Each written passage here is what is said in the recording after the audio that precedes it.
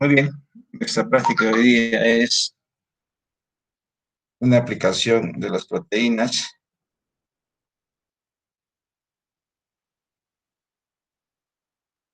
que es una patología, miren, denominada anemia falciforme y que está relacionado a la alteración de un solo aminoácido.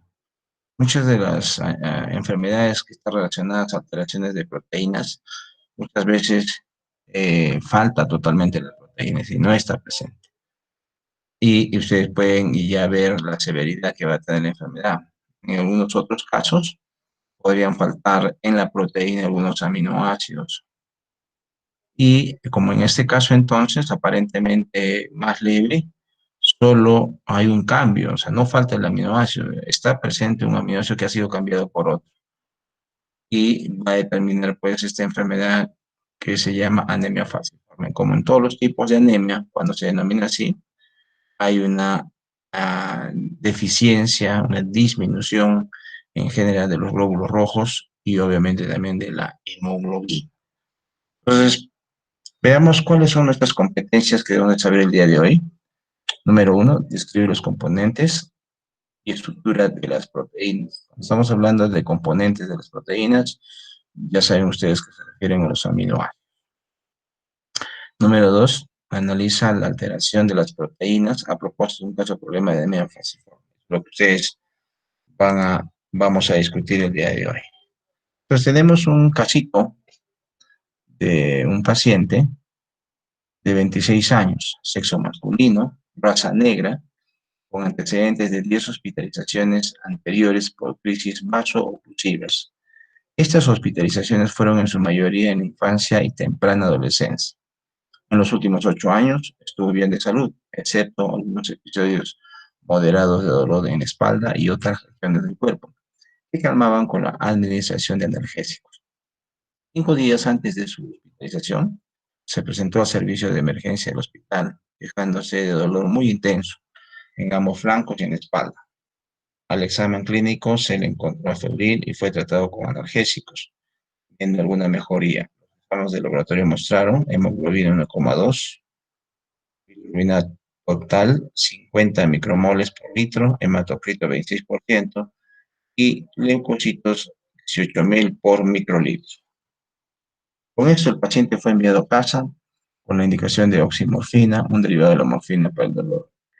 Pocos días después, el dolor se hizo generalizado, presentó fiebre, escalofríos y sudoración, por lo que retornó a emergencia del hospital, en donde se encontró con cierta dificultad respiratoria, con dolor pleurítico, febril, 39 grados centígrados e histérico. Al examen clínico se encontró disminución del murmullo vesicular en la base de ambos pulmones y el hígado aumentado de tamaño. En esta situación, el paciente fue hospitalizado. Al cuarto día de hospitalización seguía febril, con una leucocitosis de 40.000 y la presión parcial de oxígeno era de 50 milímetros de mercurio. Los valores normales van de 88 a 108 milímetros de mercurio. Le administró oxígeno mediante máscara y hematíes hasta conseguir aumentar su hemoglobina hasta un 70% de lo normal, llegando el hematocrito hasta un 35%. El noveno día de hospitalización estaba afebril y se descartó alguna causa infecciosa de su enfermedad, ya que todos los cultivos habían resultado negativos. El día de su alta, la radiografía de pulmones no mostraba mayor alteración y la presión parcial de oxígeno era 88 milímetros de mercurio. Muy bien, este es el caso, como estamos señalando, está relacionado a la alteración de una proteína muy importante, la hemoglobina. Primero que tenemos que señalar aquí, que en las diferentes etapas de desarrollo hay diferentes tipos de hemoglobina.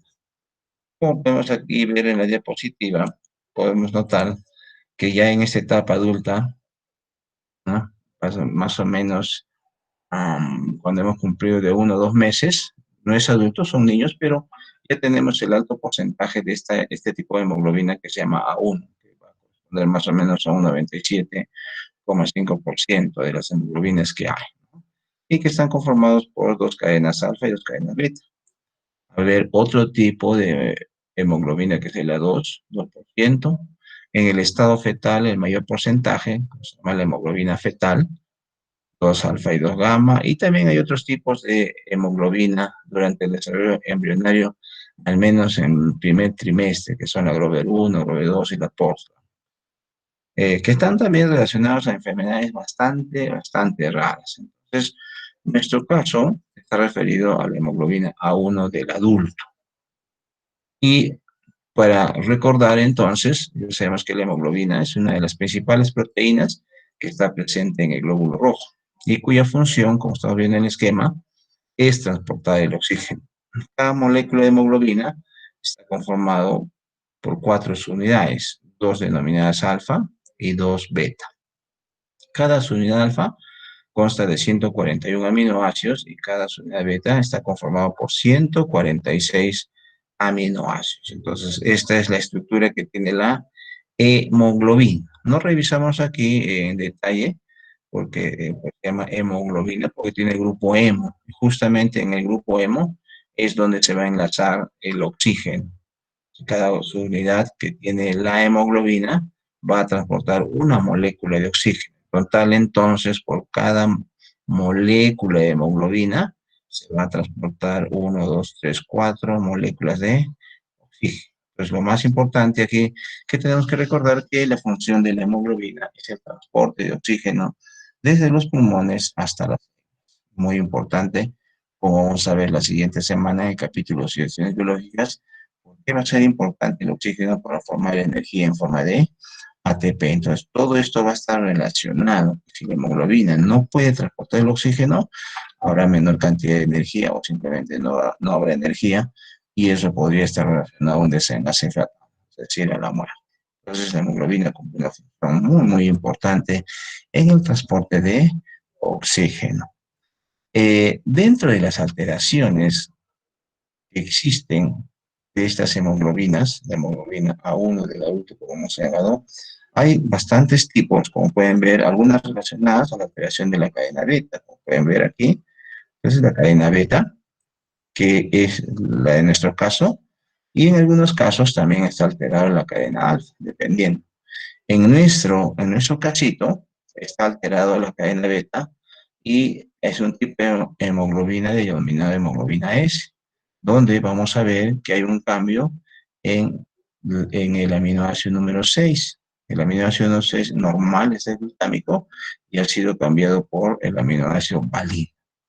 Miren, esta enfermedad es de tipo hereditario, es decir, se hereda con carácter hereditario autosómico recesivo, ¿no? Y para esta característica, como estamos escribiendo aquí, y mejor lo vamos a mostrar en la figurita, cuando nosotros verificamos la secuencia de aminoácidos de la cadena beta de la hemoglobina A1 del adulto, tenemos esa secuencia, donde están los aminoácidos valina y histidina, nos fijamos entonces en el aminoácido número 6, que es ácido glutámico, y la otra cantidad de aminoácidos hasta completar los 146.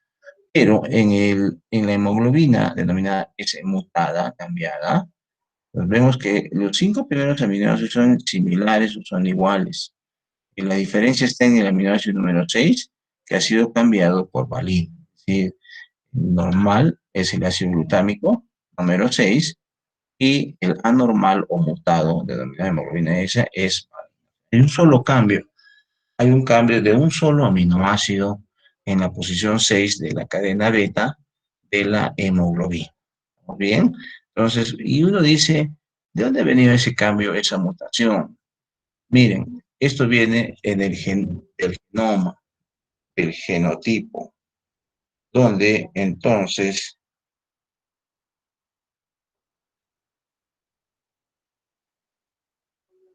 donde genéticamente, fíjense, cuando ustedes van a hacer la última clase muy chiquita de biología molecular, génesis y su expresión, vamos a ver que 3 bases nitrogenadas, ¿ven?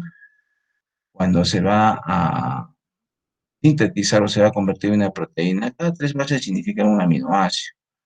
Obviamente cuando se convierte esto en RNA mensajero. Por ejemplo, en este caso, 3 bases citosina, timina y timina, cuando se van a convertir en RNA mensajero, van a determinar finalmente que se pueda traducir en un aminoácido que se llama glutamico. Estamos viendo el aminoácido número 6. Pero en el caso de la anemia falciforme o hemoglobina falciforme, miren, una base nitrogenada ha sido cambiada. Si es timina aquí, perdón, aquí timina, ha sido cambiado por adenina. Y esto va a dar un código diferente. Y al cambiar el código, entonces se va a traducir en otro aminoácido que es valina. Es decir, en vez de ácido glutámico, ha sido cambiado por valina. Entonces, no se sabe y cuándo ocurrió esta mutación o este cambio, ¿no? Más o menos se cree que aproximadamente esto ocurrió un poquito más de 20.000 años, ¿ya? 20.000 años, ustedes pueden sacar la cuenta, entonces cada generación tiene entre 20 y 25 años, más o menos cuántas generaciones ha pasado. Entonces hace falta explicar ahí por qué ha ocurrido esta mutación. Pero el hecho es que entonces que viene desde los padres, los abuelos, tatarabuelos, tendremos que ir retrocediendo muchas generaciones. Entonces, este cambio, como pueden ver en la figurita de glutámico por valina, hace que los glóbulos rojos que tienen esta estructura normal, que es en forma de disco bicóncavo, pasen a una forma de media luna, forma de os, se llama técnicamente, os, media luna. Miren, es muchos de los casos más grande que el tamaño normal que tiene el glóbulo rojo normal o el hematí. Cambia esta forma, ¿listo? Entonces vamos a ver todo lo que va a ocasionar esto, que tenemos, mostramos una micrografía electrónica, una foto, para que puedan ver entonces la diferencia que hay entre un glóbulo rojo normal y un hematí falciforme que se ha estirado y ha cambiado una forma de media luna. Entonces, ¿cuál es la explicación para este cambio del glóbulo rojo normal, miren, en forma de disco, bicóncavo, a esta forma de media luna? ¿Por qué ocurre ese cambio? Miren, aquí hemos esquematizado la hemoglobina 1 y 2 de esta manera normal, con sus unidades, los alfa, los beta, pero cuando ha cambiado el aminoácido glutámico, es un aminoácido grupo 3, por un aminoácido grupo 1, que es la valina, se forma una especie de saliente. Miren, una estructura así en forma de un piquito en ambos lados, y que va a determinar si nosotros un esquema, miren más o menos que sea así, ¿ya? Con esta saliente que estamos mostrando en el lado derecho, en las dos unidades de la cadena beta, miren aquí y en este lado. En cambio, en la normal no aparece eso. ¿Por qué? Porque tiene el aminoácido normal, que es el ácido glutámico, y aquí tiene el aminoácido hidrofóbico, que es la valina. Entonces, miren, esta saliente va a determinar lo siguiente, haciendo un esquemita y una figura. Los normales aquí no se juntan, pueden juntarse, pero inmediatamente se van a separar. Pero en este caso, miren, como es una saliente hidrofóbica, puede encajar con el espacio donde alojaba el oxígeno de la cadena alfa. Fíjense ahí, y ellos se van a ir juntando. Es decir, entonces, esta uniones que va a ocurrir de naturaleza hidrofóbica entre las diferentes moléculas de hemoglobina va a ocurrir cuando no haya oxígeno en el sitio donde tiene que ser alojado el oxígeno en las cadenas alfa. Y se va a ir uniendo uno detrás de otro, polimerizándose entonces la molécula de hemoglobina. Se van a ir juntando. Entonces, esta situación va a ocurrir más cuando haya desoxigenación. Lo que quiere decir entonces que cuando en medio haya bastante oxígeno, digamos como ocurre a nivel del mar, con una presión parcial de oxígeno alta, pero no en la altura, Arequipa probablemente no, pero sí Puno o más altura, entonces va a haber preponderancia a que se formen estos polímeros de hemoglobina, ¿no? Fíjense entonces aquí, para que podamos ver cómo las salientes van a determinar que se vayan juntando estas moléculas de hemoglobina. En el lado izquierdo inferior, podemos ver normal, sí se pueden juntar, pero se van a separar. Pero en el lado izquierdo, el lado derecho inferior, perdón, van a ir formando estructura en forma de microtúbulos. Fíjense, grandes cantidades, miles de moléculas de hemoglobina que se han juntado, que van a formar esta estructura y como que van a ir empujando las paredes de la molécula de glóbulo rojo y entonces vamos a ver la deformación, ¿cierto? De ser una forma de disco bicóncavo va a pasar a ser en forma de media luna, si me lo podemos ver aquí en la figura, miren, en forma de disco bicóncavo, aquí de media luna. Entonces, ¿qué va a determinar eso? Como podemos ver en el esquema.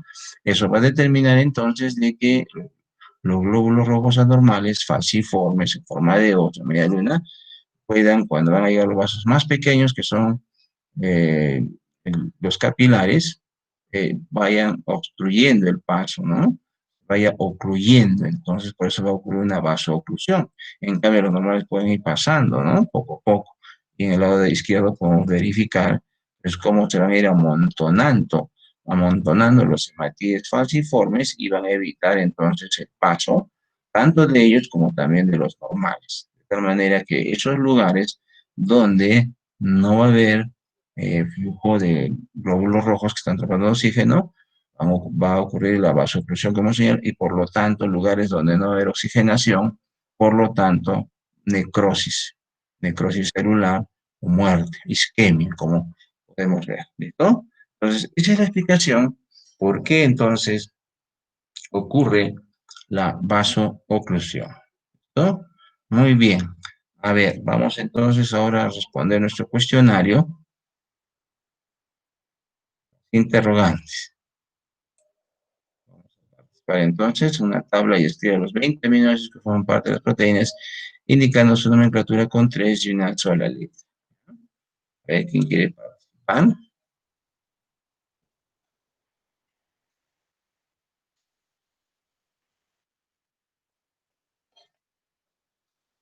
¿Quiénes quieren participar?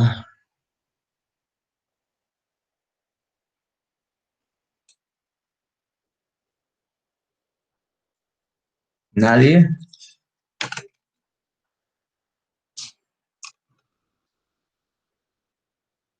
Todo cero, entonces, ahí lo dejamos, terminamos esta práctica. Nos vemos No, el día profesor. sábado para el quiz, como me están sugiriendo, entonces, a las 8:30, Doctor, para que es tengan... que, Dígame, como Carola, dijimos, ¿usted quiere participar? la respuesta ya está colocada, entonces pensamos que, o sea, leemos simplemente lo que ya hemos contestado porque está ahí también. Entonces, ¿Lo están viendo ustedes la respuesta? claro, Sí, sí, profesor. se profesor. Claro, no, Profesor. a ver, déjeme contarlo. O sea, nosotros ponemos la respuesta, está bien, para que ustedes lo lean, pero hay cosas importantes que hay que señalar también ahí, ¿ah? Listo, a ver, ¿qué han aprendido? ¿Ustedes creen? Entonces, Mi pregunta es, señorita Carol, más que la respuesta que coloca dígame. y ustedes lo puedan leer, es de que ¿ustedes creen que van a recordar en su vida profesional algún o alguno de estos aminoácidos? Pero honestamente,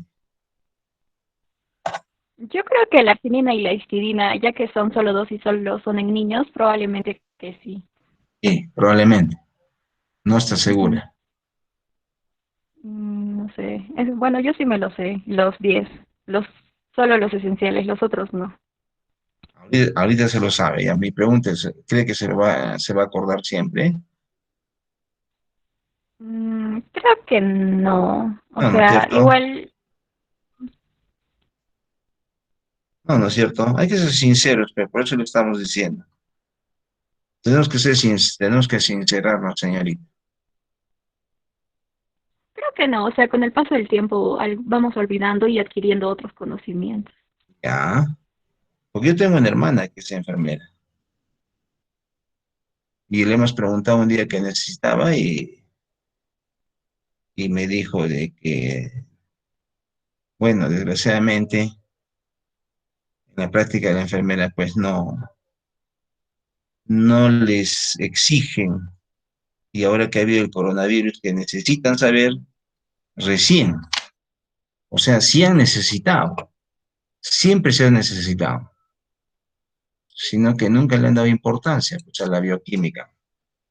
Ese es el problema. Ahora que se necesita aplicar, ahora ¿dónde sacamos? Porque vamos al internet, vemos unas cosas, otras, y no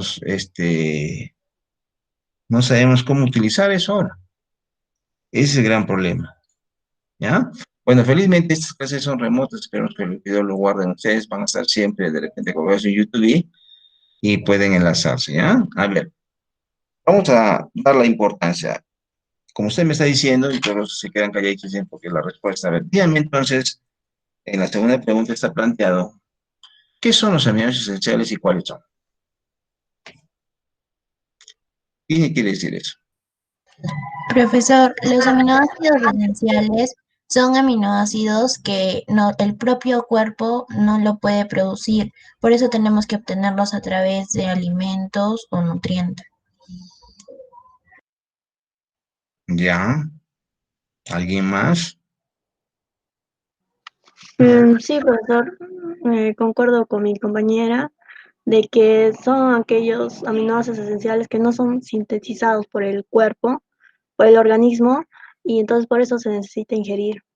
A ver, de ahora en adelante ya no quiero volver a escuchar nunca más, como dijo mi compañero. Es igual, ¿no? Cada quien tiene su respuesta. ¿Están viviendo juntos alguno de ustedes? Nadie, ¿no? Nadie, entonces. Por lo tanto, entonces de ahora en adelante, ven así, pues, así se repite. Como todo está grabado, nadie puede expresar lo mismo. Es imposible que alguien pueda decir lo mismo cuando va a escribir. A pesar que pueda estar en la misma página, solo que he hecho copia y pega, no se va a notar ahí. Lo cual es un poco difícil. Entonces, todos pensamos diferente, así que no van a decir, como dijo mi compañero, cada uno da su respuesta y vamos a analizar eso, ¿listo? A ver, ¿quién más? No, profesor. Adelante, señor. Son aminoácidos esenciales incapaces de, sintetizar cantidades adecuadas, por lo cual se tienen que obtener de los alimentos. ¿Ya? ¿Quién más?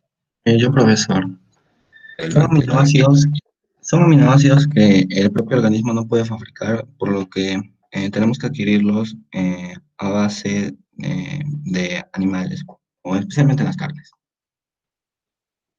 ¿Ya? ¿Alguien quiere discrepar con Supo?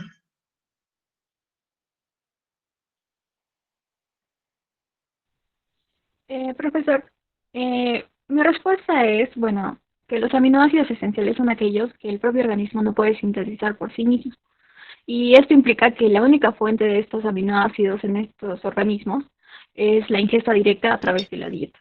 Las rutas de obtención de los aminoácidos, de los aminoácidos esenciales, suelen ser largas y energéticamente costosas.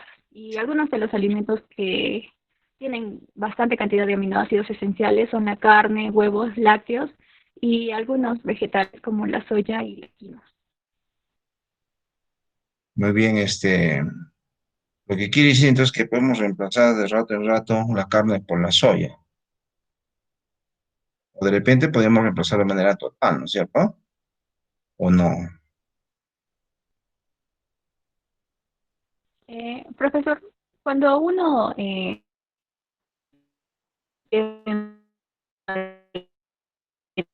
lo que recomiendan es que siempre, o sea, la carne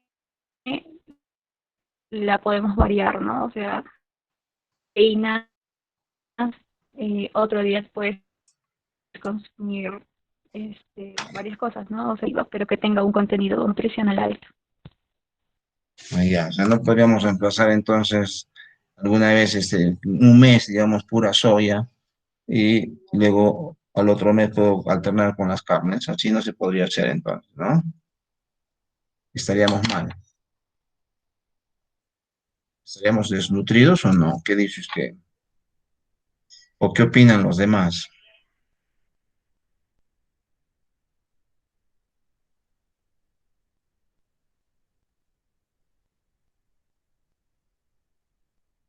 ¿Estaríamos desnutridos o no? ¿O estaríamos normal, bien?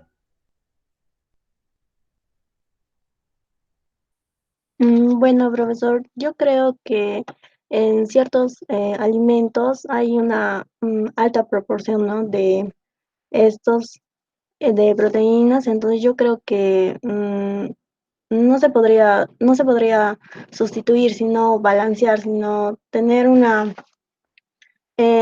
los dos alimentos, uno de alta y uno de baja, porque puede ser la carne que tiene alta proporción, pero si lo reemplazamos por la soya, creo que no, porque es necesaria alimentarnos bien. Ya, el Jocelyn, ¿quién más? A ver.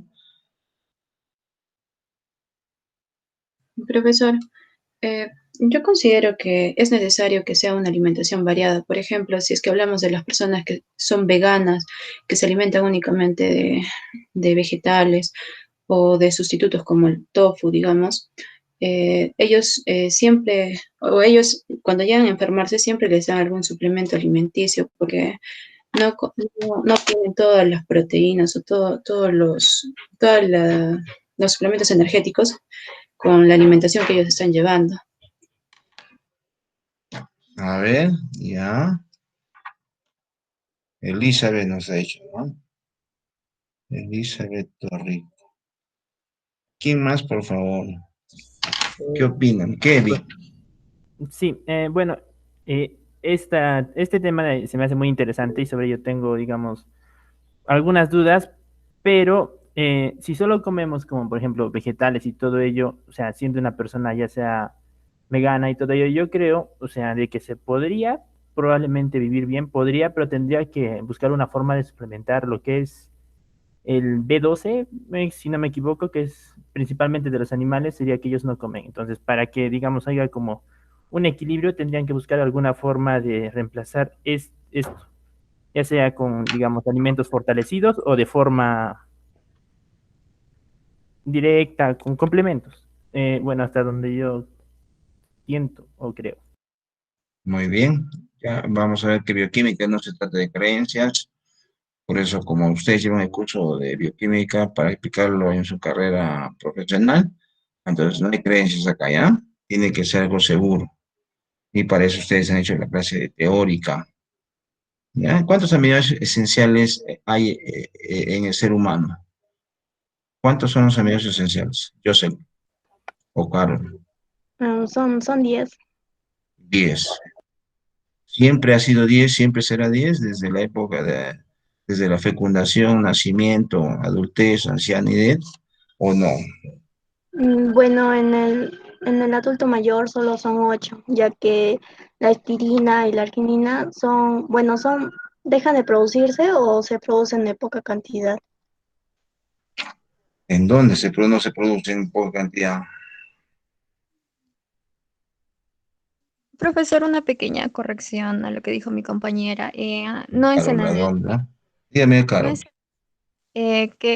no es en el adulto mayor, sino en el hombre adulto. Y los niños son quienes, o sea, ocho aminoácidos esenciales para el hombre adulto y para los niños solo dos, arginina y histidina. Carolcita, ¿cuántos años tiene usted? 20. Ya 20. ¿Alguien de acá es menor de edad, menos de 18? Sí, profesor. Dame, ¿cuántos años tiene usted? 17. Ah, todavía usted es una niña, mire, ve, fíjese que usted, lo que ha dicho Carol es todavía tiene que consumir 10 aminoácidos esenciales por ser niña. ¿Estoy bien o estoy mal? Bueno, adolescente en todo caso. Miren, en realidad, esto es un poquito de fisiología que ustedes van a hacer más adelante. Muchos de los órganos, cuando uno recién nace, primer día, se van a activar. Uno de los órganos que recién se activa por el medio que ha estado durante todo el desarrollo fetal son los pulmones. Como ustedes saben, entonces, apenas nace el bebé, hace su primera inspiración, ¿cierto? Respira y se llenan de aire los alveolos pulmonares, se inflan vulgarmente. Y cuando hace su expiración, si no tiene ningún problema en la producción, por ejemplo, de la lecitina en el alveolo pulmonar, llega hasta una etapa y otra vez comienza a inspirar a partir de ahí, inspiración, expiración durante toda su vida hasta el día de su muerte, ¿verdad? Entonces recién se activa los pulmones.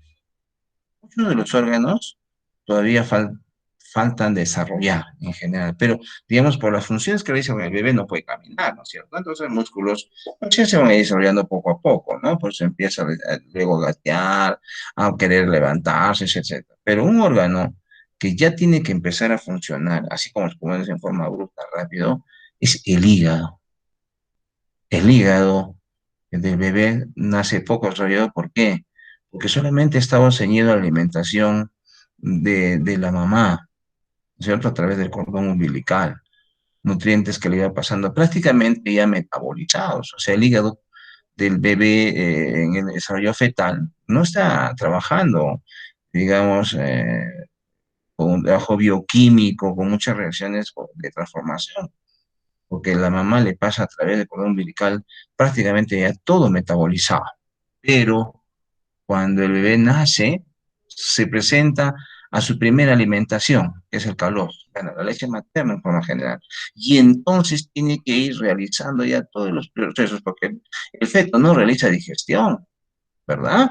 Pero cuando nace, recién inicia el proceso de digestión con la leche materna.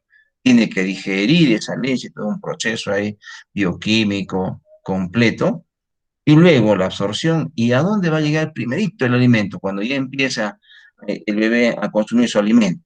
Ustedes no sé si lo hacen eso, creo que tienen un curso de crecimiento y desarrollo, ¿sí? Que lo tienen que realizar y tienen que hacer su función bioquímica y fisiológica.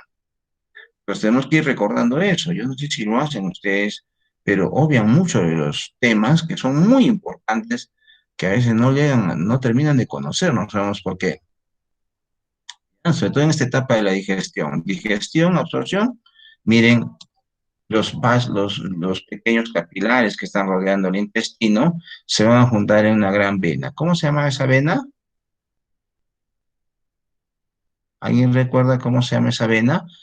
Que todos los capilares se juntan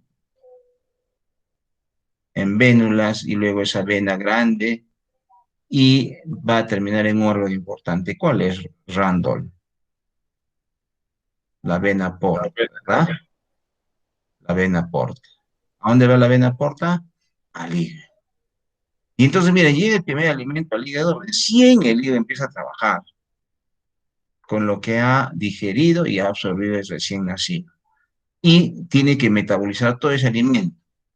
Y entonces, miren, allí, como el hígado está inmaduro, recién empieza a realizar algunas reacciones bioquímicas. Más o menos, el estimativo que se ha hecho es que para lograr ya, digamos, un buen porcentaje de reacciones bioquímicas, tiene que alcanzar siquiera un mes. Por eso se dice que el neonato solo es un mes. De ahí pasa a ser niño al siguiente mes.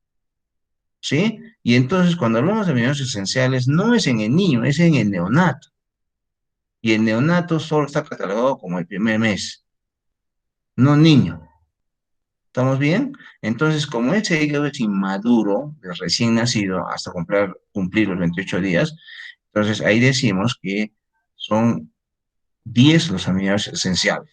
Pero cuando ya pasa niño, por la madurez que ya realiza el hígado, ya dos aminoácidos ya no son esenciales. ¿Cuáles son? La arginina y la histidina, que se van a producir en el hígado en varias reacciones bioquímicas. Uno, por ejemplo, el caso de la arginina, es sintetizada en el ciclo de la urea. ¿Por qué? Porque el ciclo de la urea solo lo realiza el hígado. Y por eso entonces fue esencial solo el primer mes. Por eso hay que leer bien, no sé si su profesor o su profesora que ha dicho eso, porque lo que pasa a veces nos confundimos, estamos, no sé, atareados ya cuando envejecen también los catedráticos, parece que envejecen en el cerebro y comienzan a olvidarse. No es en el niño, es en el neonato. Y solamente es el primer mes. ¿Listo? 10 aminoácidos. Y por eso se pone en forma general el adulto 8 aminoácidos. ¿Sí? ¿Estamos bien entonces? Porque si vamos a catalogar poco a poco, ¿cuándo va aumentando? No, solamente es en el neonato, los 10 aminoácidos. ¿Listo? Ahora bien, por lo que ustedes estaban señalando hace rato, eh, con respecto a la proporción que hay de aminoácidos esenciales en los alimentos. Entonces, eso hay bastantes estudios, y usted lo ha señalado de manera clara. Los únicos que tienen todos los aminoácidos esenciales, y alguien lo dijo muy bien, creo que ha sido Jocelyn o Carol, pero los únicos que tienen en buena proporción, o sea, de acuerdo a las necesidades que tenemos, son las carnes y derivados.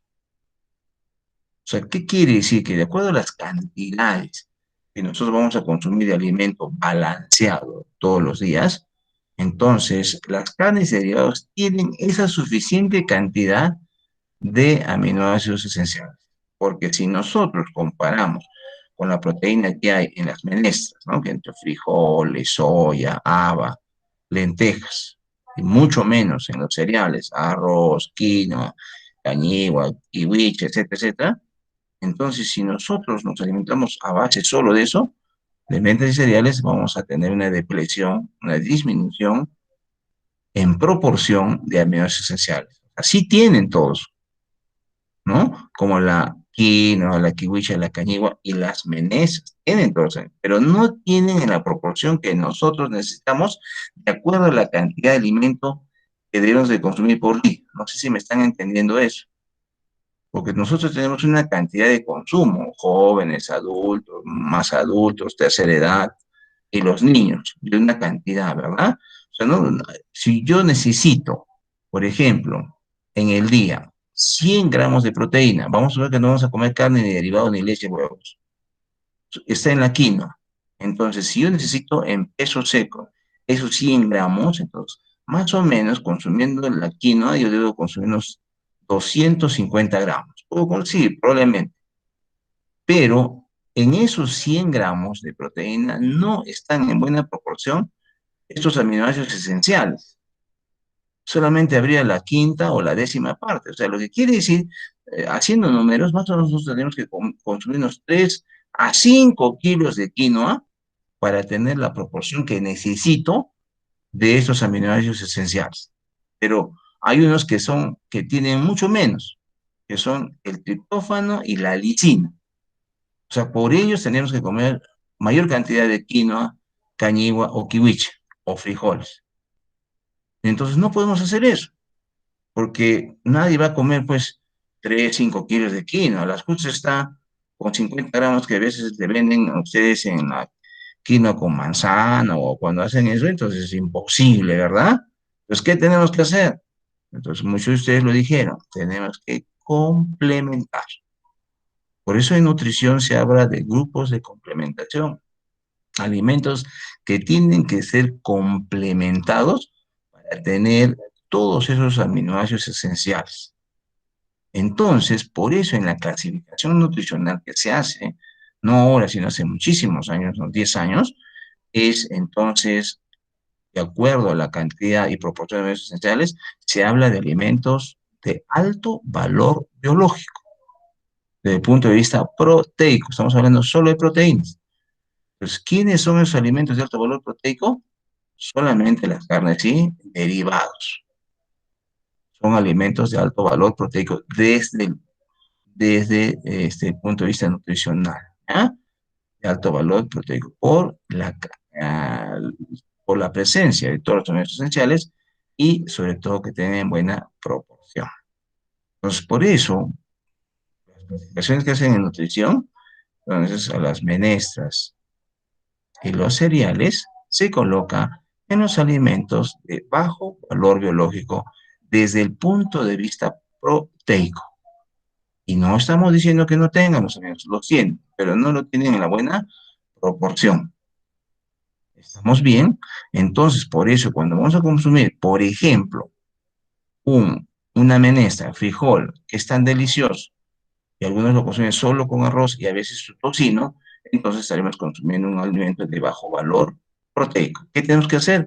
Complementarlo. Tenemos que ponerle alguna carne o algún derivado. ¿Y qué es lo que hacemos ahora? El frijol con arrocito, ¿con qué más le podemos complementar? A ver, ¿qué dicen ustedes?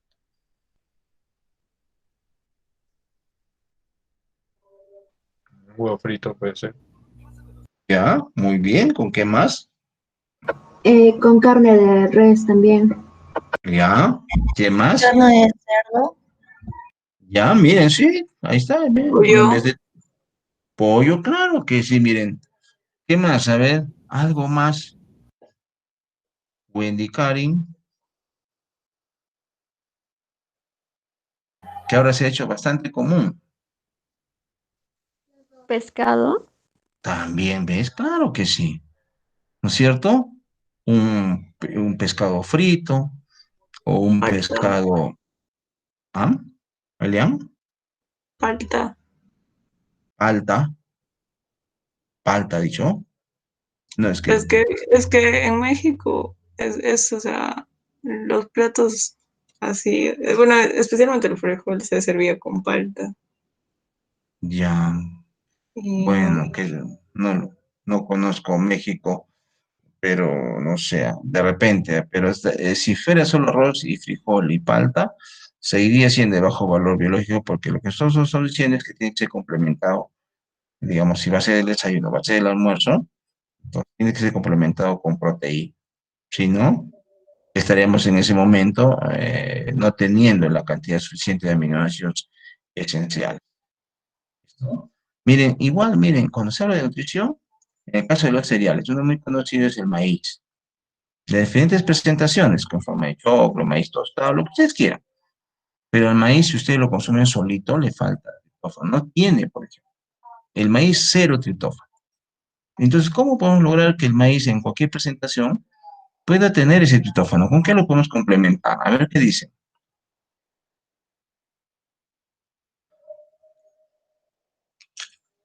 ¿Con qué se puede complementar el maíz? En cualquier presentación, sea choclo, sea tostado.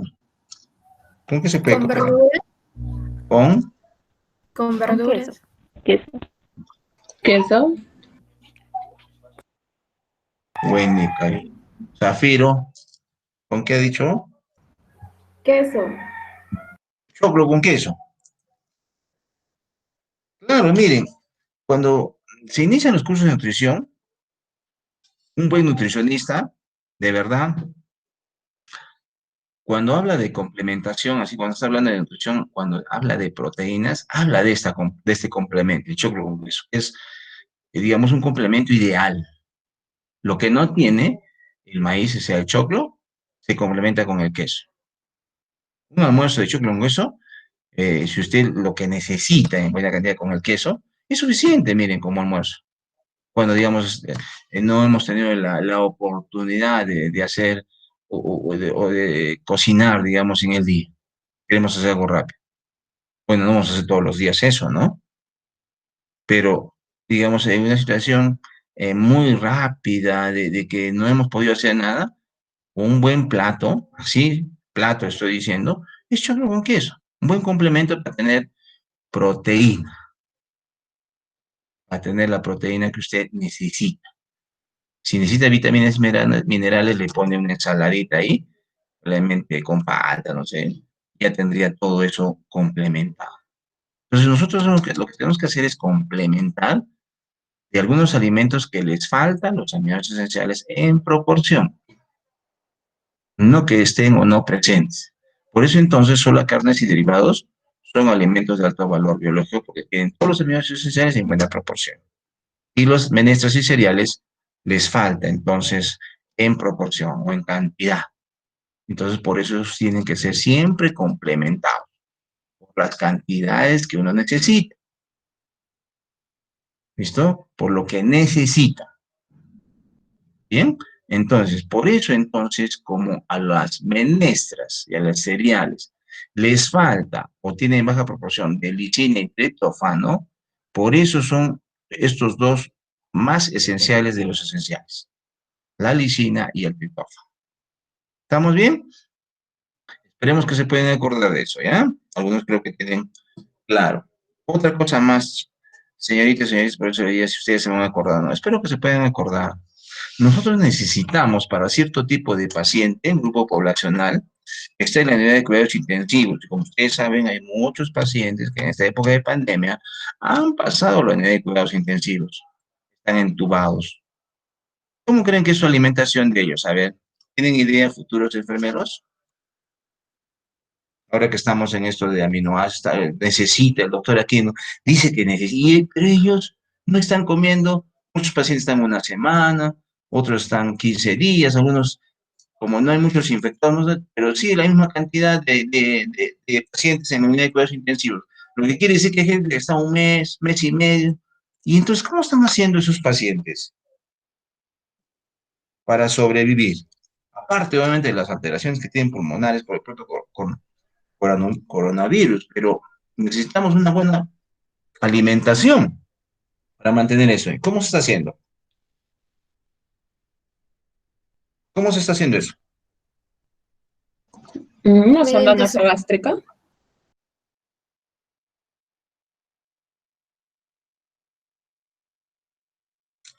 ¿Qué más?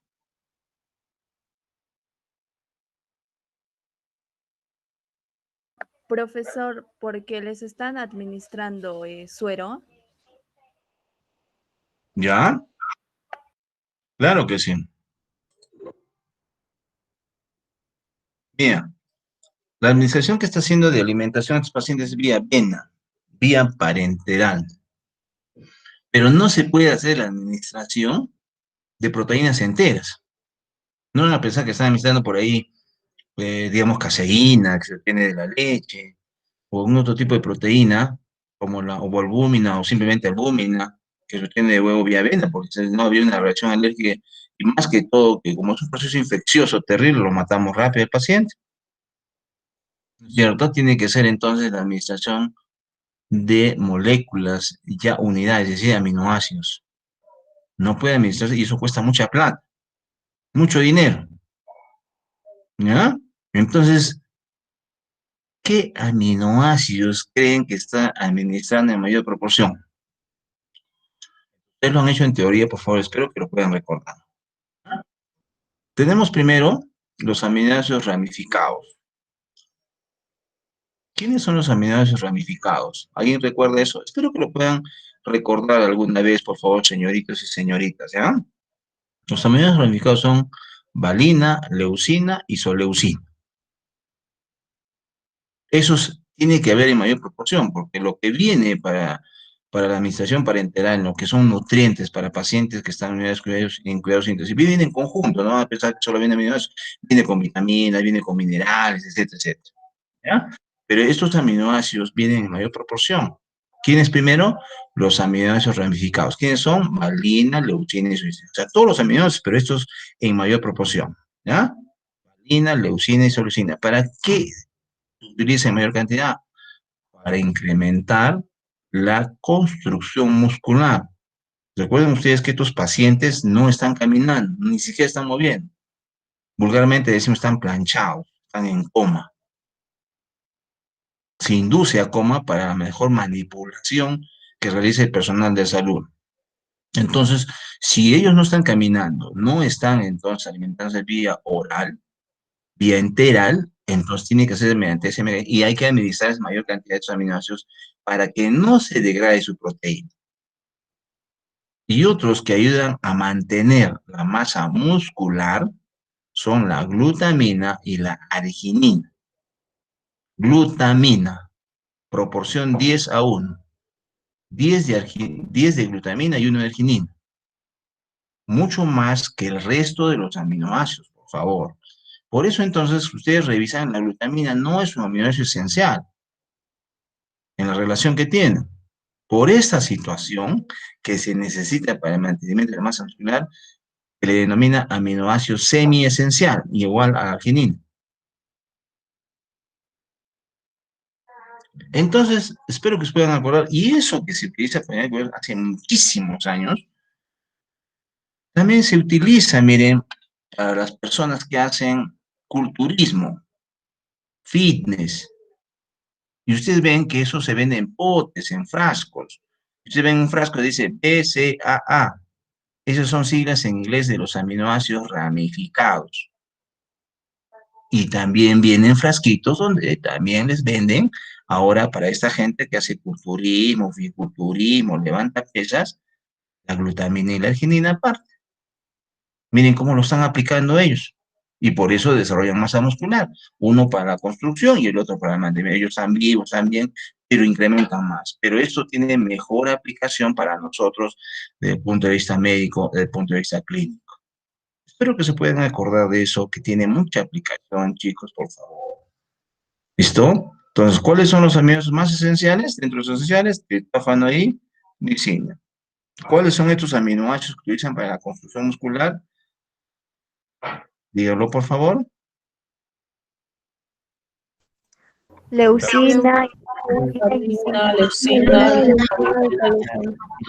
Y para el mantenimiento de la masa muscular, Glutamina. Ya, ahí tiene. Si ustedes consumen lo que necesitan de proteínas y no hacen actividad física intensa, entonces suficiente con la alimentación que tengan de pollo, pescado, así. Incluso mucha gente que no tiene dinero para comprar esos suplementos, solo utiliza pollo nada más y full verdura, pero más veces en el día, porque hay que consumir menor cantidad, si no nos crece la barriguita. Solo si hacen actividad física intensa, si no, no se necesita, porque lo que necesitamos ustedes jóvenes, que tienen un peso entre 50 a 75 kilos, son 100 gramos de proteínas por día, pero pura. Y por eso tenemos que hacer las estimaciones cuando consumimos pescado, pollo, carne, ¿cuánto hay de proteína pura ahí? Hay que descontar la grasa, hay que descontar la parte de la proteína que no se degrada, la parte fibrosa, etcétera, etcétera. ¿No? Entonces, y obviamente también el glucógeno que está almacenado en las carnes, es carbohidrato, por ejemplo. Bueno, esa es la parte nutricional que seguramente ustedes van a hacer en sus estudios clínicos. Muy bien. Sigamos entonces, ya hemos resuelto nuestra primera y segunda pregunta. Tercera, ¿qué diferencia encuentra entre la hemoglobina A y la hemoglobina S y a qué se debería? ¿Quién nos responde? Ya, yo, profesor. Pueden intentar. Adelante, Kevin. Eh, bueno, la hemoglobina A es la hemoglobina de los adultos, es una hemoglobina, podría decirse común o normalmente, a diferencia de la hemoglobina S, que es hereditaria y es una, digamos, una malformación de esta, o sea, no es una forma correcta.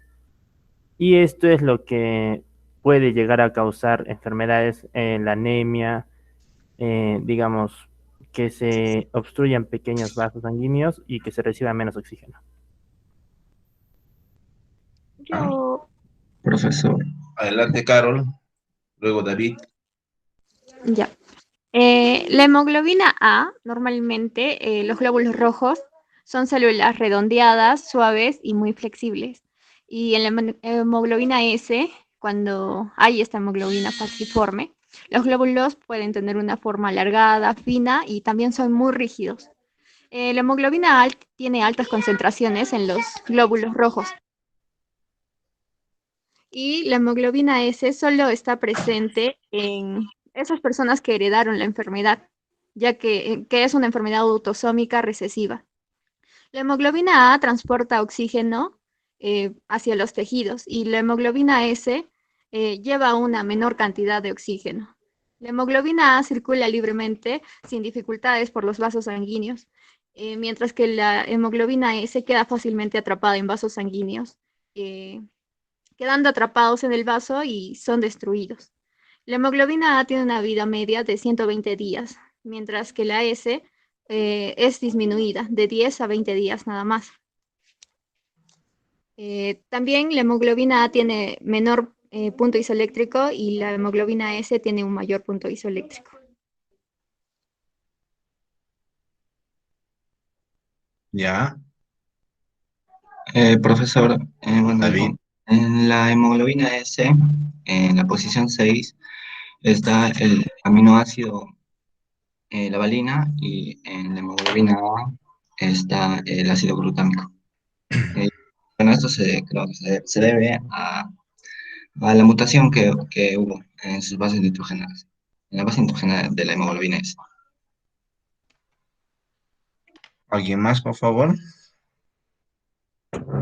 Profesor, Randall. la única diferencia que encontré sería que el nivel molecular,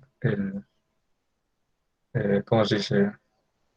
El glutamato es reemplazado por la valina. Y esto puede desencadena una serie de patologías a nivel sanguíneo, a nivel de la sangre, y esto es solamente es una enfermedad hereditaria. Muy bien. ¿Alguien más, por favor? Yo, profesor, añadiendo lo que indicaron mis compañeros, puedo decir que la hemoglobina S, a diferencia de la hemoglobina A, tiene la propiedad de que sus moléculas se unen y pueden formar polímeros cuando se encuentran desoxigenadas, y esto puede ocasionar problemas como hipoxias o muerte en ciertas zonas del organismo. Ya. ¿Alguien más después de Elizabeth Torrico? Que se transporte menos oxígeno, ya que como la hemoglobina S tiene cachitos, estos se unen y cuando se unen no dejan entrar el oxígeno, así que transportarían la mitad del oxígeno, ya que una hemoglobina normal transporta cuatro moléculas de oxígeno, pero la hemoglobina S solo transportaría dos, ya que serían los únicos oxígenos que se podrían unir a esta molécula, a la hemoglobina S. Ya. ¿Alguien más? Zafiro. Profesor, una diferencia podría ser que la hemoglobina S ayuda a que no se dé la malaria en lo que es en la gente afroamericana, al igual que en la amerindiana. En cambio, la hemoglobina A no ayuda a lo de la malaria. Muy bien. Otra participación. Profesor. Profesor. Karen Quispe. La hemoglobina A es lo que representa aproximadamente el 97% de la hemoglobina degradada en el adulto. Y en la hemoglobina C eso hace que los glóbulos rojos se vuelvan rígidos y tengan una forma anormal. Y también es alterada genéticamente y esto está presente en lo que es la anemia de células falciformes. ¿Alguien más quiere aportar? Creo que Zafiro quería hablar. A ver, está Elian Quiroga. Sí, profesor. Bueno, en la Ya, posición dígame. 6 se va a encontrar el ácido glutámico y o sea, va a dar origen a la hemoglobina A, que va a ser una hemoglobina normal, que va a tener la forma redondeada y que va a pasar, por así decirlo, normalmente sin causar trombos, y a comparación de la hemoglobina S que se va a originar del aminoácido valina, que no va a ser considerada normal y va a tener la forma de una nuez. Y sí va a desarrollar los trombos y también se va a dar la isquemia, llamándose pues anemia falciforme o drepanocitosis. Muy bien. A ver, Dafne Nova. Dafne Nova. Profesor, yo ya participé con lo de la hemoglobina S de que Ay, ma. Uy, me he lo de equivocado. Sí, sí, sí, la sí. Como no se ve bien sus apellidos acá, ¿quién era? Ya. Naldi Quispe. Profesor, una de las diferencias de la hemoglobina S es que esa hemoglobina es la hemoglobina mutante, por decirlo así, y esto es porque hay un cambio genético en las cadenas de ADN, que hay una sustitución de timina, que es lo normal, por una adenina. Esto hace que la síntesis de proteína sea errónea. Y se produce una sustitución de ácido glutamínico por una valina en la cadena de beta globina. Muy bien. Ya entonces hacemos el resumen. La hemoglobina, al menos con la hemoglobina S, como hemos visto, desde el punto de vista bioquímico, difieren en ese aminoácido, como hemos señalado. Acá, glutámico, posición 6 es el normal del adulto y valina es la hemoglobina, es la mutada, la cambiada. Como hemos señalado, eso es un Es una situación que se hereda, ¿verdad? Por la mutación que no sabemos cuándo ocurrió, en qué generación, hace miles de años, ¿ya? Esa es la principal. Bueno, algunos han hecho algunas diferencias fisiológicas, está muy bien, no hay problema. Siguiente. ¿Cuáles son las consecuencias de la mutación falciforme y cuáles las características de las células falciformes? Ya hemos escrito nosotros, a ver acá, las 5. Una de las características más importantes es la vasoclusión. ¿A qué creo que se debe a ella? A ver, ¿qué dicen ahí? ¿Por qué se da la vasoclusión? Profesor. ¿Podrías? Profesor. A ver, Xiomara Stephanie Ponte, Sí. adelante. Que los glóbulos rojos están deformes, por así decirlo, y son pegajosos y rígidos, los cuales bloquean el flujo sanguíneo y no pasan hacia los capilares y hay una obstrucción del oxígeno. ¿Alguien más? Sí, profesor. Valeria. Ya, también por la forma de hoz que tienen, ya que su forma se hace más propenso que se acumulen, y ya que también tienen un aspecto pegajoso, se van acumulando mejor, porque como tienen forma de media luna, estos se van como que complementando, por así decirlo, y formarían como un obstáculo en las venas, en los vasos sanguíneos, y esto no permitiría la libre circulación de oxígeno a los tejidos y a los órganos. ¿Ah, qué más? Profesor, creo que se debe a la rigidez de este glóbulo, ya que son menos deformables y tienen en forma de hoz o de media luna que se pueden obstruir la irrigación sanguínea. Entonces, tienen menos capacidad de llevar oxígeno. Y ya que estos son más propensos a menos deformables, se pueden destruir fácilmente. Jessica. Profesor, básicamente esto se va a referir la vasoclusión a una obstrucción o el taponamiento que se va a dar a nivel de los vasos sanguíneos. Y esto va a suceder debido a que la forma de los glóbulos, a que los glóbulos rojos normales han cambiado y que ahora tienen forma de media luna. Ya que la valina, que es un aminoácido que se ha reemplazado por el ácido glutámico, va a tener partes hidrofóbicas, lo cual le va a permitir que se pueda juntar o amontonarse con otras hemoglobinas S. Y esto va a hacer que cuando quieran pasar por los vasos sanguíneos se atasquen en medio camino porque son demasiados. Y también se debe también este taponamiento a la viscosidad que se va a dar en los vasos sanguíneos, debido a que como estos glóbulos rojos se han vuelto más frágiles, estos van a tender a romperse y cuando se rompen, estos van a liberar algunos factores que van a ocasionar que se formen coágulos y también por eso también se va a deber a la viscosidad y a que ha cambiado la forma de los glóbulos rojos. Muy bien. A ver, está por si acaso Ronald Yucra. Sí, profesor. A ver, una pequeña participación.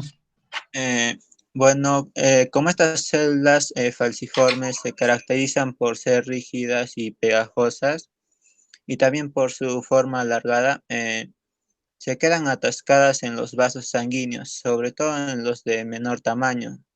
Y por ser esa característica de ser pegajosas, se acumulan las células falciformes, lo cual impiden el pase de los demás glóbulos rojos y no puedan llegar así a los tejidos y órganos los nutrientes y el oxígeno. Y por eso esta enfermedad causa dolores y problemas, ¿no? En diferentes órganos, dolores en las articulaciones y todo eso. Muy bien. ¿Está Naldi Quispe? Sí, profesor. ¿Puede usted dar una respuesta? Sí, esto se debe a que la forma de los glóbulos rojos tienen una forma de hoz. y tienden a atascarse porque son pegajosos y tienden a taponear algunas venas. Esto produce que el paciente se vea con fatiga o tenga como dolor. Muy bien, Carol. Bien, la vasoclusión ocurre debido a la formación de fibras tubulares agregadas, que son insolubles, dándole a la célula una forma semilunar o de Hoz, y de este modo el tránsito de los glóbulos rojos se dificulta, ocasionando el bloqueo de los vasos sanguíneos, evitando el paso de oxígeno y también puede causar vasoclusión. También cabe señalar que con esta forma de Hoz aumenta la viscosidad de la sangre y la rigidez en la célula. Muy bien, ¿alguien más quiere participar? Profesor. Adelante, Radol. Bueno, ese se debe porque la forma del eritrocito en forma de hoz o media luna le confiere ser alargado, y esto principalmente se atora en los capilares por ser de mayor diámetro que las arterias y las venas. Podría decir también que las venas se podrían atascar porque tienen como, no me acuerdo cómo se llama, pero se podrían atascar ahí. Bueno, también son menos solubles, menos flexibles, y es por eso que el circular en el torrente sanguíneo no va a ser la misma manera que un eritrocito normal. Muy bien. ¿Puede una persona contraer esta enfermedad mediante contagio? No, profesor, porque esta es una enfermedad Genéticamente. ¿Quiénes dicen que sí? A ver, ya. ¿Todos dicen que no o alguien que dice que sí?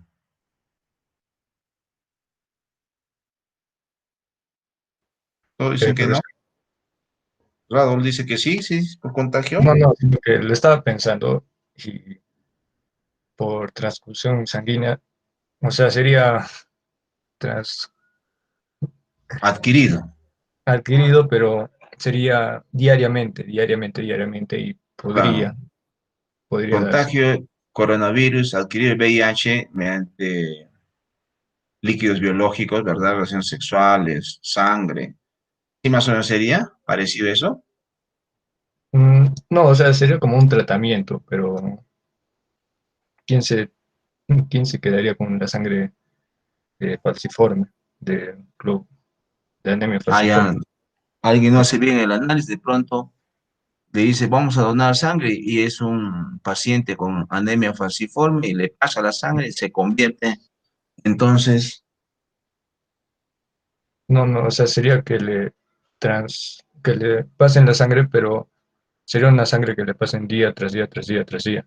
Y el día que no le pase, entonces ya no tendría esa enfermedad. Pero, o sea, se podría diagnosticar la enfermedad. muy bien, José Randall Luis.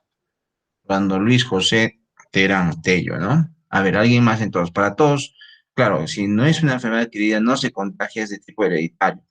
Pero Randall Luis, cuando se hacen las transfusiones de sangre, se hace todo el análisis. A usted no le van a decir, ya pasa usted la sangre, ¿no? Primero le van a ver el hematocrito y van a ver si está bajo, como va a suceder con este paciente. Este paciente tiene disminución de glóbulos rojos, por lo tanto, su hematocrito ya sale menor y por lo tanto también su hemoglobina. Y un paciente, sea cualquier enfermedad que tenga disminuido, no puede donar sangre, ¿ya? Entonces, por ese lado.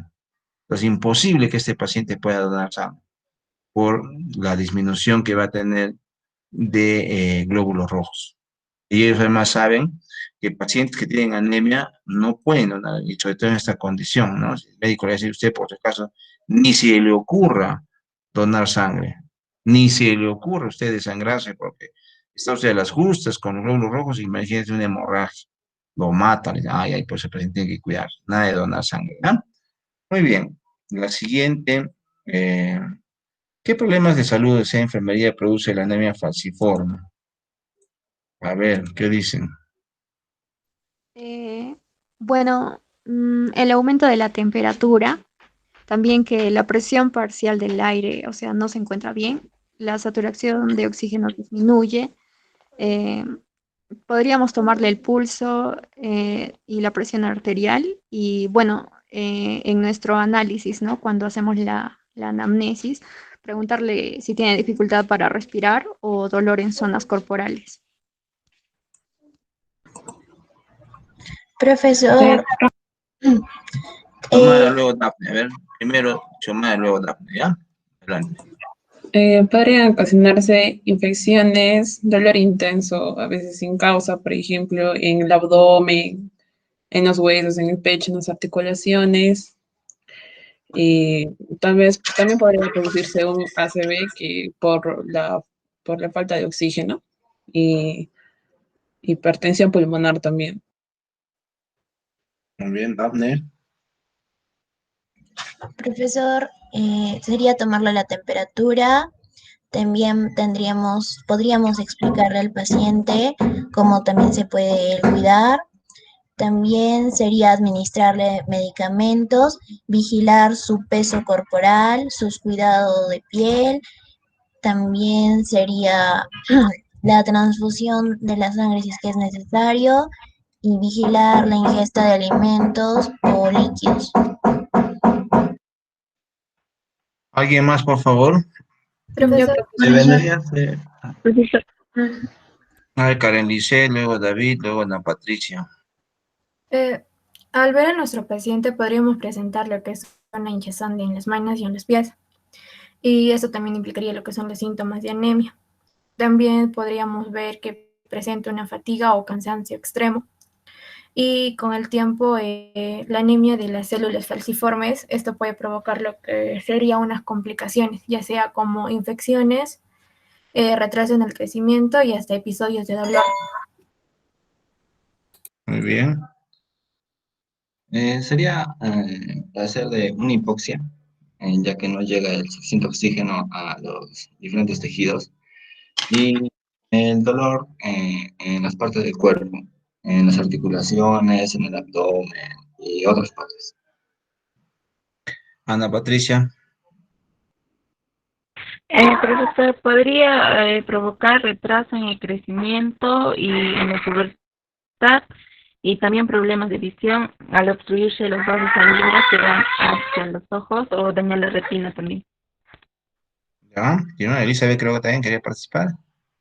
Sí, profesor. Adelante. Sería hinchazón en las extremidades, fatiga o irritabilidad, e ictericia que tomaría por la disminución de los glóbulos rojos, un dolor intenso en las extremidades tendidas, daños en órganos y también infecciones. ¿Ya? ¿Quién más? ¿Alguien más? Sí, Jessica profesor. Núñez. A Jessica y luego Jocelyn.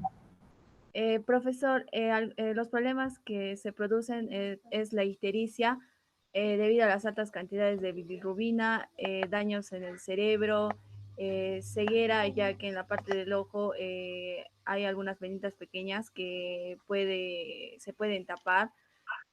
También cansancio, problemas óseos, falta de aire, ya que no llega oxígeno a los pulmones, isquemia, es decir, el dolor en algunas partes del cuerpo, como lo vimos que tenía el paciente en el inicio, y esto debido a que los vasos sanguíneos se han obstruido y no pueden llevar el oxígeno a las distintas partes del organismo. También se puede dar una trombosis, anoxia, como ya no hay suficiente oxígeno para las células. Muy bien. Jocelyn, finalmente.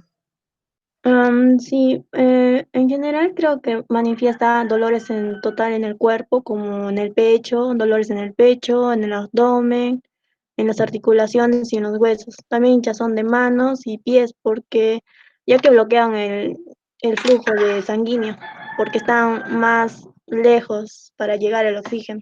También podría ser incapacidad de producir orina. También una descomposición del organismo, un desarrollo tardío, dificultad para respirar. Muy bien, entonces, en resumen, a ver, díganme, Elian. No, que las personas mayores les llegaba a chocar un poco más porque les daba como el ACV el infarto esplénico o reumatismo, la hematuria, el fallo renal, cardíaco y también la neumonía. Claro que sí.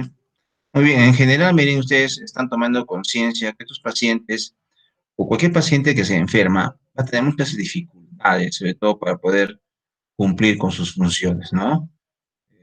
O su trabajo, me da cuenta. A veces, algún estudiante universitario con ustedes, ¿cuál es su trabajo? Estudiar. Si tendrían este problema de dificultad para respirar, una infección, dolor aquí, dolor allá, es poco probable que su rendimiento sea lo óptimo. Disminuye a un 80, un 50, quizás menos, ¿verdad? Entonces, esos problemas de salud hay que tratarlos de resolver o de menguar en la medida de las posibilidades para que esta persona o este paciente pueda cumplir con sus funciones. Ustedes saben, una pequeña gripe, según ustedes lo han tenido, es molestoso, ¿no es cierto? 2, 3, 4 días, depende de una semana, que no nos deja trabajar bien, no nos deja estudiar. Nosotros tenemos que hacer esto, este trabajo, o tenemos que hacer una cirugía, no se puede hacer nada. Entonces, a eso va dirigida la pregunta, para que siempre tomemos conciencia de que cuando un paciente tiene un problema de salud que le causa este malestar, le causa algún tipo de deterioro, no va a poder cumplir con su función, con su trabajo, el trabajo que pueda realizar, sea ingeniero, médico, abogado, estudiante, lo que sea, ¿ya? A esa era dirigida nuestra pregunta. Un heterocigoto para anemia falciforme tuvo episodios de dolor en ambos flancos y en las articulaciones al desplazarse de Lima a Puno. ¿Qué comentario podría hacer al respecto? ¿Qué dicen? A ver. Profesor. Yo, profesor. A ver, Carol, Karen, Valeria. En ese, Bueno, en primer lugar, que esta sería una situación completamente predecible, ya que si bien las personas que tienen el gen, que son heterocigotos portadores, no manifiestan la enfermedad, aún tienen el rasgo falciforme, que es la presencia de la hemoglobina S, lo que los hace que en ciertas condiciones sí presenten los signos y síntomas, como en el caso que se está dirigiendo a Puno, el cual es un lugar de bastante altura, 3.827 metros sobre el nivel del mar, y bueno, tienen poca cantidad de oxígeno, siendo una condición que haga que se manifieste la hemoglobina S. Karen. Esto sería como una complicación, profesor, ya que esto lo puede afectar y también sería una dificultad para respirar y sería como que una fatiga con los síntomas que se presentó de acuerdo a la infección. Entonces esto puede llegar hasta ser mortal para el paciente. Esto implica, así como le dijo ya la compañera, por la altura y también porque como está yendo a la parte de la sierra ahí se necesita como que mayor oxígeno y no sería nada favorable. Valeria. Ya, como es un paciente que es un heterocigoto, presenta aún el gen de que se le pueda manifestar la hemoglobina S en la sangre. Y como se está desplazando de una zona costera que sería Lima, Puno, que está a elevada altura, disminuiría el oxígeno y por lo tanto aumentaría la producción de oxígeno, la producción de hemoglobina. Pero ya que no hay mucho oxígeno, esto deformaría en cierta manera o sea, esto vendría a ser, o sea, impulsaría a su gen, que es hemoglobina S, a deformarse y a formarse en forma de os.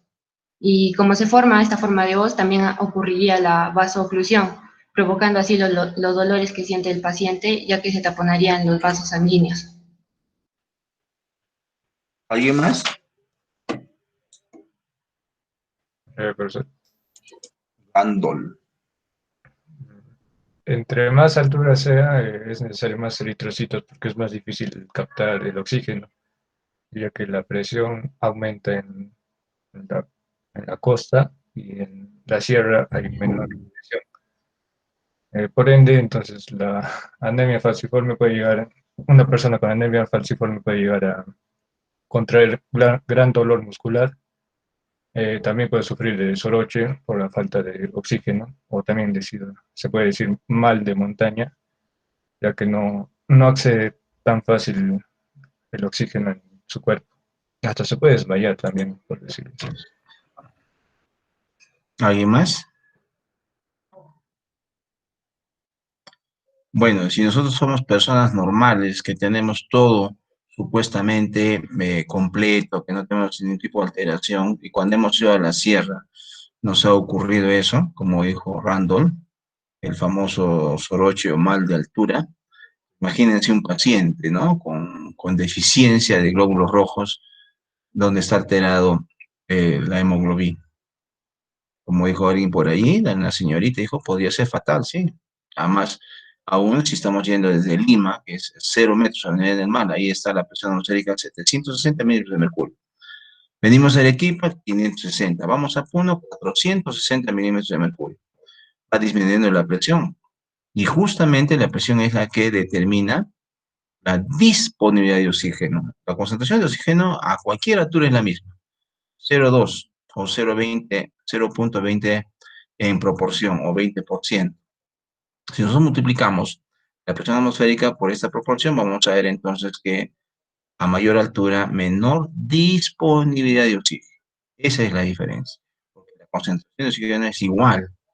Lo que varía es la disponibilidad por la menor presión atmosférica. ¿Ya? Entonces, en el heterocigoto, lo que estaría ocurriendo es que por esa menor cantidad de oxígeno disponible, es que las hemoglobinas desoxigenadas se vayan juntando, es lo que hemos señalado. Hemos nosotros explicado, aquí hemos dicho por qué se van polimerizando. Justamente, miren, si esto estaría lleno de oxígeno, no habría ningún problema. Imaginen acá ustedes, a ver, el oxígeno estaría lleno, no podrían juntarse las moléculas de hemoglobina, pero como está desoxigenado, ahí es donde se van juntando y se van polimerizando, formando estas estructuras y podrían entonces deformar el glóbulo rojo de ser normal a ser un hematíe falciforme. El gran problema es la falta de oxígeno disponible en la altura. Muy bien, finalmente, los exámenes de laboratorio que se practicaron al paciente, hemoglobina, bilirrubina, hematocrito y recuento de leucocitos. Alguien, bueno, deben tener, pero ¿alguien puede explicar por qué estarían aumentados o disminuidos?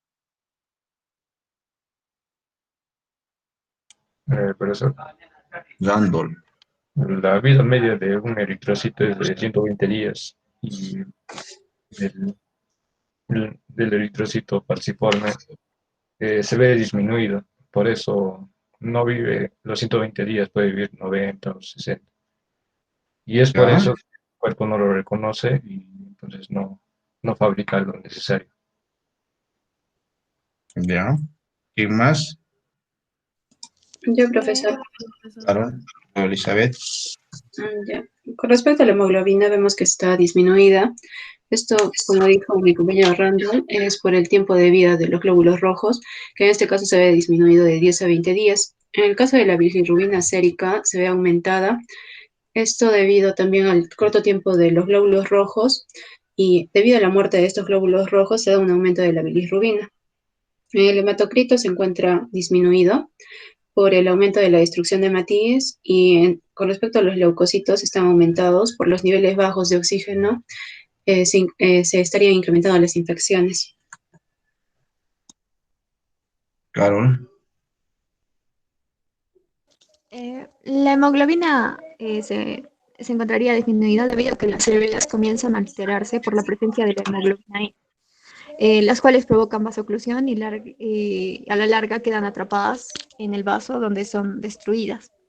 La bilirrubina elevada se debe a que los glóbulos rojos mueren más rápidamente de lo que el hígado puede filtrarlas. El hematocrito se encuentra disminuido debido al aumento de destrucción de hematíes y los leucocitos disminuyen debido a que en casos más avanzados no solo se destruyen glóbulos rojos, sino también se produce la destrucción de glóbulos blancos, los leucocitos. Muy bien. ¿Alguien más? Profesor. Jessica Karen Núñez. Sí. Profesor, se concluye que básicamente la hemoglobina ha bajado demasiado, ya que el rango normal de esta sería de 2,09 a 2,79 mol por. Y esto no es nada normal. Entonces también nos vamos a dar cuenta que los hematocritos también han bajado, ya que esta enfermedad hace que estos se vuelvan más frágiles y se rompan y disminuyan su cantidad, tanto de hematocritos como lo de la hemoglobina. Después, con respecto a la bilirrubina, se sabe que en el ser humano normal debería estar entre 1,71 a 20,5, pero no es así, sino oscila entre los 50, como lo vimos en la parte donde decía los resultados del paciente. Y esto manifiesta que el paciente cambia su coloración de la piel y que se torne amarillenta. Esto debido a que se va a dar una ictericia y todo esto debido a la gran cantidad de bilirrubina que va a existir y que esto se va a originar porque como se va a degradar la hemoglobina de los glóbulos rojos y como esta enfermedad tiende a romperse, los glóbulos van a eliminar más esta bilirrubina y es por eso que en el caso clínico se observa que la bilirrubina hay una cantidad excesiva. Muy elevado, ¿verdad? Entonces está disminuido el hematocrito. El hematocrito simplemente es una medida de la sedimentación que tienen glóbulos rojos en un capilar, o sea, es como contar la cantidad de glóbulos rojos. O sea, se ha podido también contar los glóbulos rojos y obviamente hubieran estado disminuidos. El hematocrito se ha disminuido al 26%, por lo tanto también la hemoglobina, pero al degradarse la hemoglobina, el grupo hemo se convierte en bilirrubina, por eso está aumentado. Y los lugares de isquemia, de muerte celular, determinan este proceso infeccioso, determinando que los leucocitos puedan incrementarse. Muy bien. ¿Algo más que quieran acotar? A ver, una última pregunta. ¿En qué parte del Perú habría una mayor prevalencia de esta enfermedad?